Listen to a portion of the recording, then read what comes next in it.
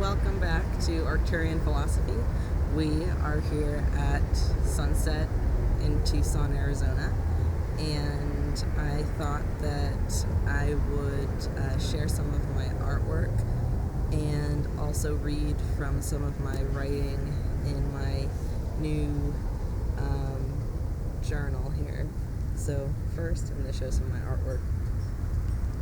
This is stuff that I started doing after I didn't know that I could draw until I was trapped in the facility in Concord, California.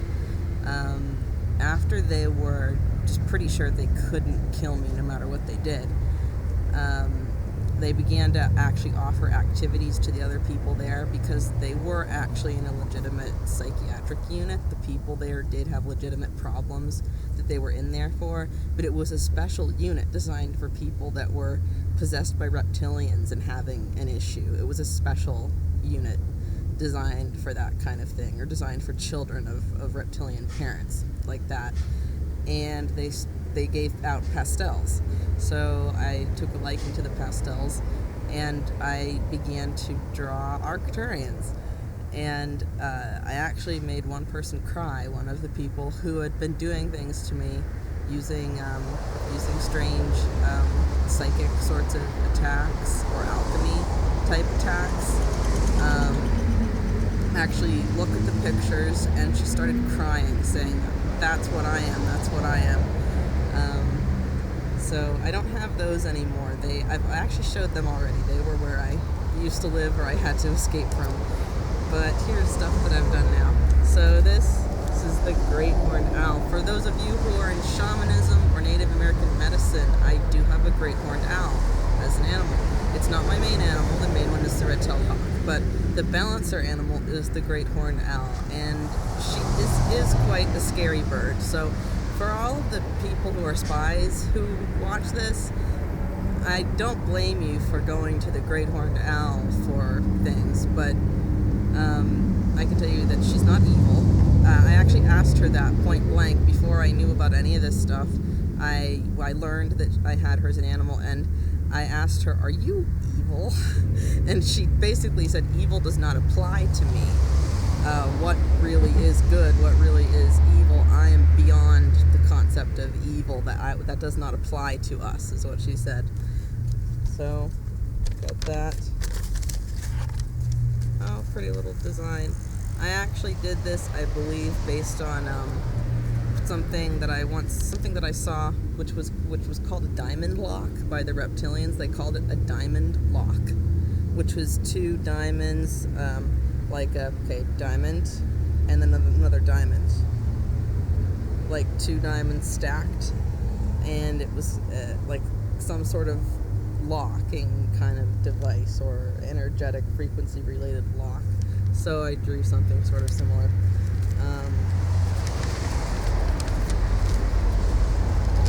have next. Now this got ruined. My picture of Nausea got ruined because this ended up in the rain. But that was the Russian girl. You can see the slant to the eyes. But she was a starseed, and this picture I've already shown. This one was pretty good. This is her as the Lyran with the cool eyes. And pathetic attempts to draw the flower of life, which did not work out that great. Now this is on this time I got it. See this here, I managed it.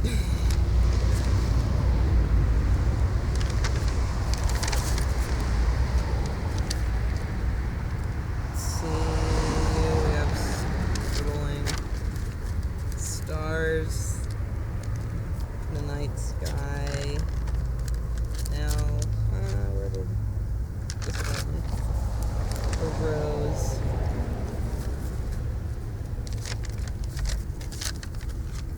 I'm not actually sure what this is, but for some reason I drew it, and I don't know why. Why the reptilian eyes? I don't know. So that's kind of a strange one.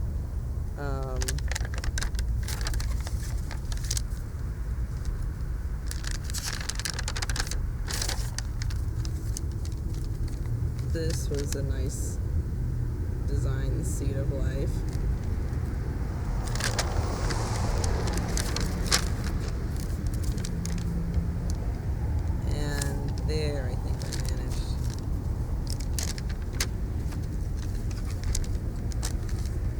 Oh, on the other page here, writing.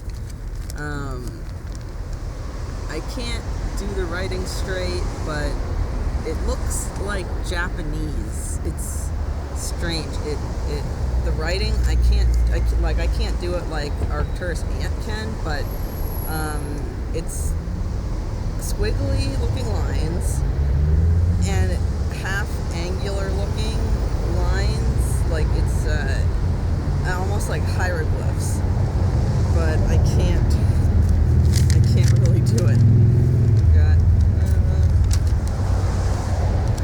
let's see, did I miss anything on that?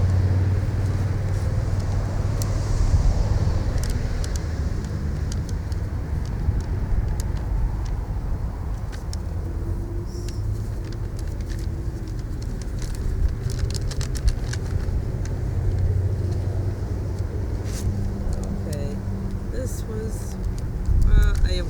I didn't show my art from before, I don't think. But this was similar to the kinds of abstract stuff I would do, but this is not very good. After this, we've got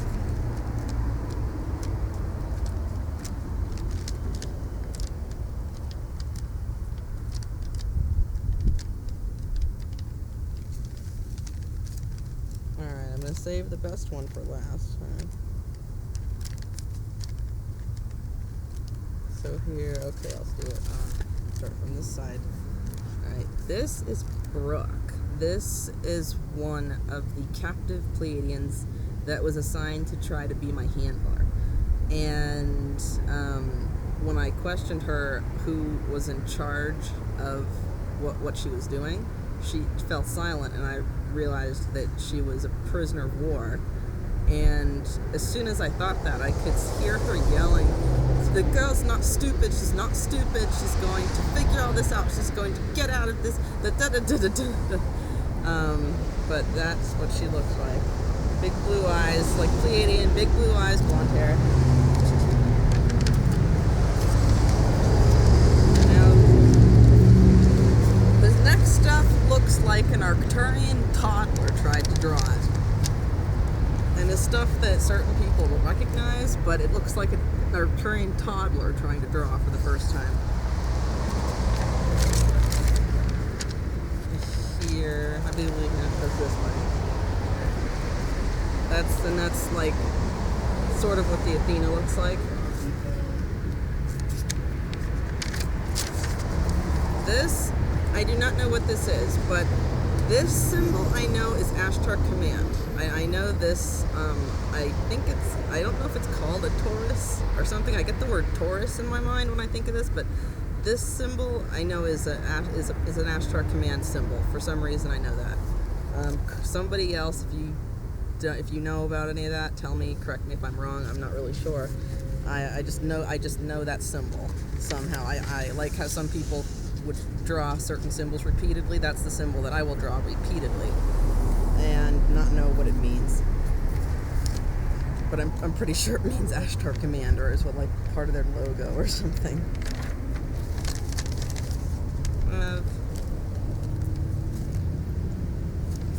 Beautiful pastels. Now this is a cool one. This is one of the types of Arcturians. This is like Arcturus Ant, like what he looks like, kind of. I think it's what's funny about Arcturians is that there's a lot of variation within the species. You hear that they look very much the same. The truth is that they don't. Like, some have hair, some don't have hair. I didn't know until like yesterday. Someone told me, "Oh, I can see I can see her, and she has hair just like the haircut, just like you." And what's funny about that is that once I activated, I had this complete and utter compulsion to cut my hair in a futuristic fashion so it would fall to a point right here and then taper up in the back to a point. And I tried to get it cut that way, but the hairstylist did it wrong, so I couldn't get it right. So that. But some Arcturians look more like Greys with all black eyes, things like that. That's what also supports the theory that that Arcturians are like the evolved Greys race, or far in the future in some kind of way. There was just the anatomical resemblance. How do you account for that otherwise? There's more. See more of that symbol. That symbol I keep drawing.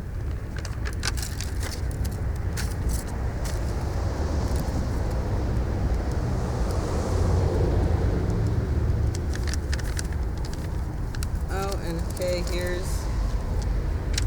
here's the symbol for the Athena. This is the best drawing that I've done of it. And once I saw the logo, I just compulsively wanted to draw it, just like those other symbols you were seeing me draw. So that must be a tip-off. Oh, you must work on the Athena. Again, next stop, Starship Athena. That was the first time I tried to draw it, and I got it screwed up because I tried to do it from memory. And then that's a better version of it. There we go. And see this, and again, the symbol. If anybody knows what this symbol means, tell me. I do not know what this symbol means, but I draw it constantly as if it's got some sort of importance. I don't know. And I know it's extraterrestrial related.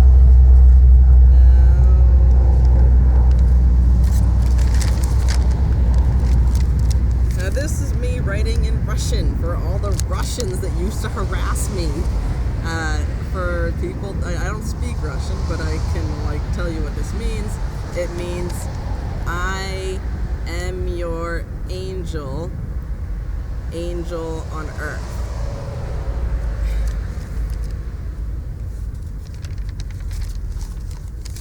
The violet flame. Okay. Where is...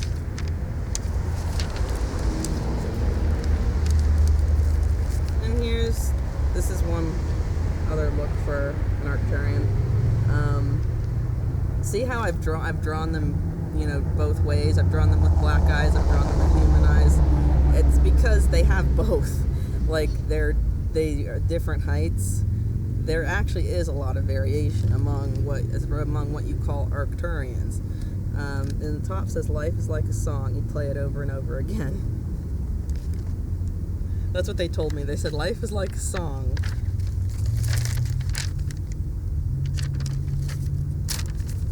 Oh, and this says, "To the spaceport."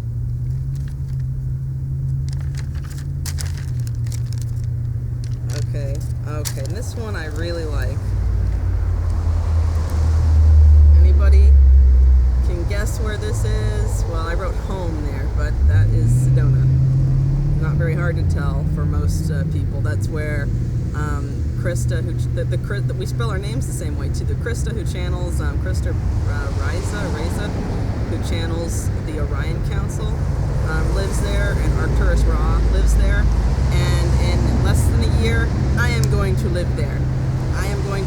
I'm so determined to live there. It's not even funny. It feels like there's a magnet pulling me there. Like that I just absolutely must be there.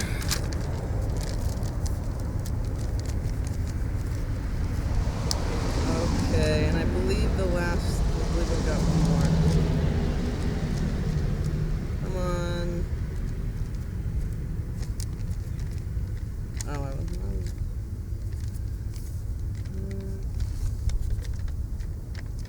Okay, here, and now this, I don't know if I'm totally done with this one, but this is what I look like. What's funny is you see how a lot of people have drawn Arcturians with this high, arched, like you see in movies, like costumes, or like Dracula costume, or with a cape, with or without a cape of some kind, or some long flowing garment. Well, I see the same thing. So I draw with that, and I always, whenever I'm drawing myself, I always draw a headpiece. At first, it took me a while to figure out if I had black eyes or human eyes, but then I settled on, I'm pretty sure I have human eyes. But what I did not know is that I have hair, too. And when I was told, oh, you have the same haircut, I instantly knew, oh my god, that was me trying to say, cut your hair like me. Cut your hair like me, cut your hair like this. Which is pretty funny. I think she wears kind of a long flowing dress of some kind, but that's what me as an Arcturian looks very similar to this. Also, I figured I would read from part of my diary after I get pastel off myself. Oh, see?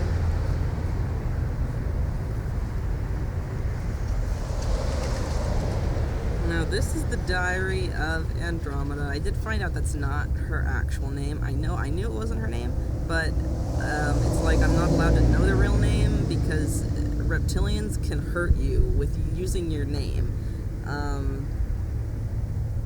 So, or it's just I can't hear it straight. I don't know. This is the diary of Andromeda, an Arcturian living on the ascending planet Earth. I will live in Sedona with more of my people. I am fortunate. I survived the reptilian attacks, which would have made me a sacrifice to Lucifer. At first, I could not remember why I came here. I am a secret ground agent, but my cover was blown after my prominent participation in the Nuclear Agenda 21 intercept, which was titled Intercept 21. Let it be known that no nuclear weapons will be detonated upon the Earth or her space. Eventually, I will rejoin the battle for Earth, but not after a well-deserved rest. Finally, the pendulum has turned in favor of the fate of planet Earth. Our plan is working, and our seeds are escaping the persecution they were once subject to. We look upon them as loving parents, our starseed children. Many have been disowned by their earthly families because of what they are. They have endured imprisonment, psychiatric wards, ridicule, among other things. But we have not left you alone. We, the Arcturians and the Galactic Federation of Light, stand by you, our faithful volunteers, who took this task upon yourselves for the sake of Earth. Let yourselves be not distracted by fourth density thought forms. Blaze these entities with your unconditional love and the violet fire of transmutation, whilst ushering them into the light.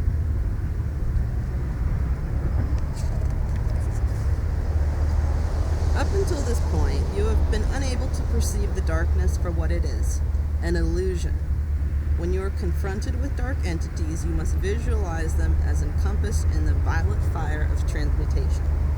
However, what is most important is that you project your unconditional love at the offending entity. You are now coming to recognize the illusion that these things are not real. You are learning to recognize only the light as real. How will you handle these circumstances in the future? The most important factor is the power of your unconditional love for the entity. Imagine this powerfully and then blaze, blaze, blaze with the violet fire. Visualize escorting the lost entity into the light while maintaining your genuine unconditional love. Obviously, this must be your true, genuine love to produce a transmutational effect. You recall the last time you employed this method by instinct in your fourth density experience. They're talking about when I thought I was dreaming, but I wasn't. Bashar took me by the hand and walked me into some sort of cloning center. And I started telling them you have to feel love. And then I realized it wasn't a dream. Then I started yelling louder. And when I kept doing it, a gray came into my room and actually zapped me in the eyes to make me stop. I don't know if they were physically manifested or not because my eyes were closed, but suddenly, just like I was zapped, I could see electricity behind my eyelids, and it hurt pretty bad too, so they were trying to make me stop. We promise to walk beside you at all times. You may have received almost no earthly recognition of the amazing service for Gaia you assisted to perform, yet we have always been here and we salute you. Recognition is irrelevant to the ultimate goal of planetary ascension. We know your great sacrifice, uprooted so suddenly from your otherwise mundane existence, driven out of your home and greater area for your service to the light. Whenever you feel alone or if artificial means inhibit communication, remember your favorite line from Angels in the Outfield. Learn to constantly cultivate your unconditional love. This acts as a preventative alongside leading Gaia's ascension. You are a warrior of the light, fearless, an extraterrestrial master, which you must embrace wholeheartedly and own as yours. You do not remember, but you have done this before. Your task is to remember when you were present for ascension in the Pleiades. We will have you begin an exercise here in which you write down any word or concept you can remember from that transition. Please remove electronic distractions and begin below. This will help, quote, jog your memory. So I wrote Pleiades, era, confusion, rapid transformation, dreams, astral travel, energy waves, shifting, crystals, Andaras, lost time or leaving time, ascension diet, ascension conduct or mindset, magnetic hotspots, sudden memory recall, channeling, unity consciousness of the one of the now, past, present, future merged into one now, maintaining the light body, evolution of the third density vessel, personal ascension, and fifth density experience before planetary fifth density experience, person by person experience, soul contracts of the volunteers, and pre-birth agreements. And so then they start up again and say, third density planets are free choice planet schools, and a being must actively choose to make the effort to ascend to the fifth dimension, as Gaia and planets before her were free will planets. This active choice to take steps on your part is the most crucial aspect of full ascension to unity consciousness. You must revert back to not consuming tobacco smoke in order to maintain your personal vessel, as well as revert to your vegan diet before you were attacked. After I was hit with 3 different handlers that smoked, and the pressure, the mind control they were using on me, I finally went and bought cigarettes, and so now I'm trying to stop them again. And also, like, the pressure from the mind control caused me to stop eating a vegan diet, so I have to change that. You must begin. In order to heal your body, it must be far less dense than it is at present. Gemstones will help, but ultimately you must believe and switch to raw and liquid diets as much as possible. Do not eat candy anymore. Use fruits and vegetables, and you must stop eating all meat and obtain your protein from vegan protein type meals.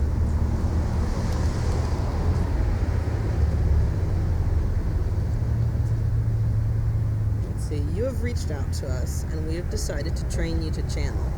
It will likely not be perfect at first, so we will move slowly. You perceive accurately that we view you as your loving Arcturian and galactic parents. Test the spirits. The Master Jesus is quoted as instructing us to test all the spirits. At this time, many lower fourth density forms of regressive extraterrestrials are attempting to exploit humans during this period of total confusion. You can test a spirit by blazing it with the violet fire in your mind's eye, alongside projecting unconditional love via your high heart chakra.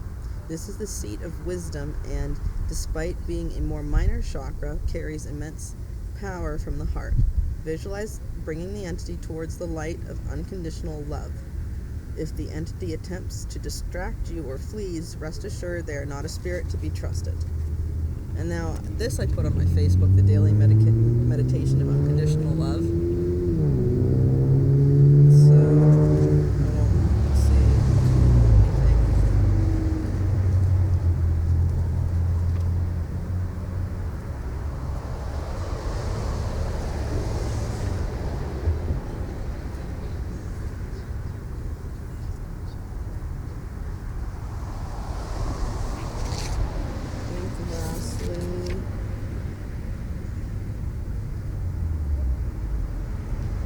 so I put on my face look.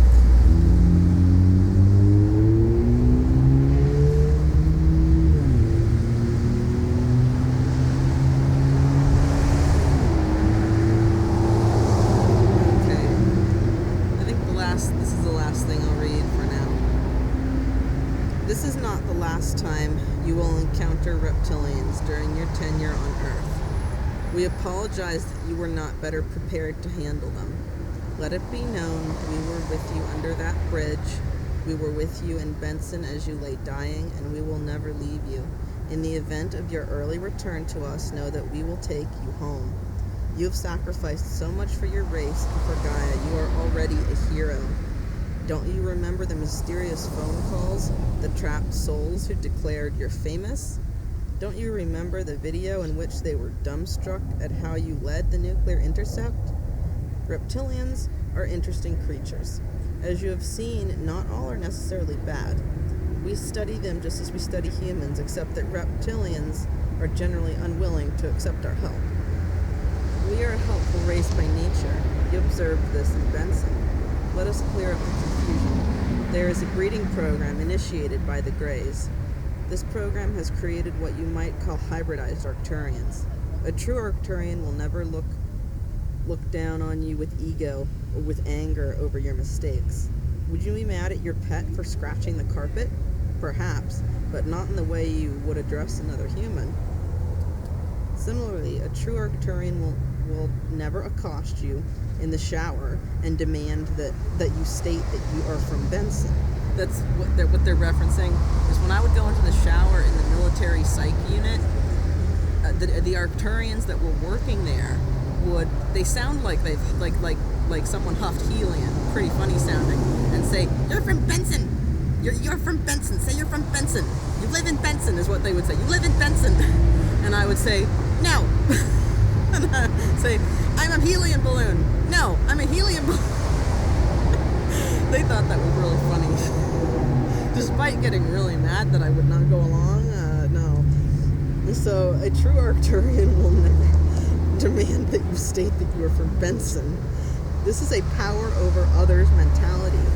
When these hybrids work alongside your corrupt government, you are already aware of Pleiadians' work in this capacity as well. You are being groomed, so to speak, for fifth-dimensional experience with us. Do not dismay that you must wait for this. You may have to face more run-ins with reptilians, and this is why you are here on the planet. You hold the light and the power and are inherently stronger than these beings. You must project your unconditional love towards them.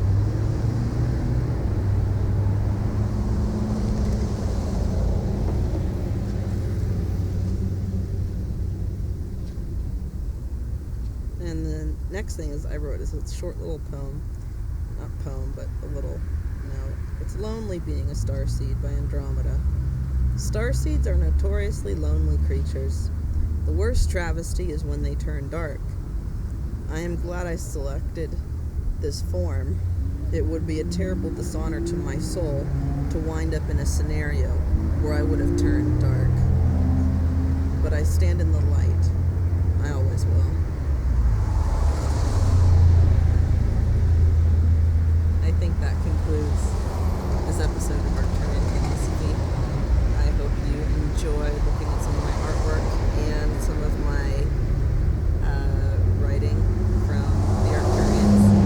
So, have a wonderful night. I believe on the next topic, I'll be talking about when Arcturians turn dark, because one thing that we are going to have to deal with are the hybrid program that the Greys are using,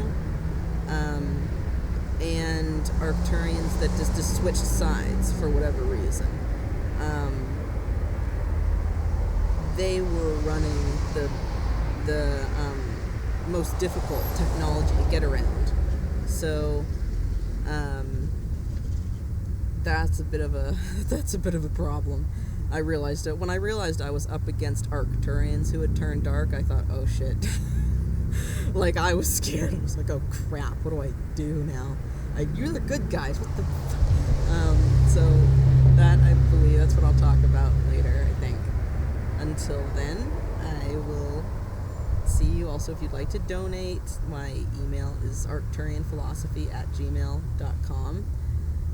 And I love you all, and we'll talk to you again soon. Namaste.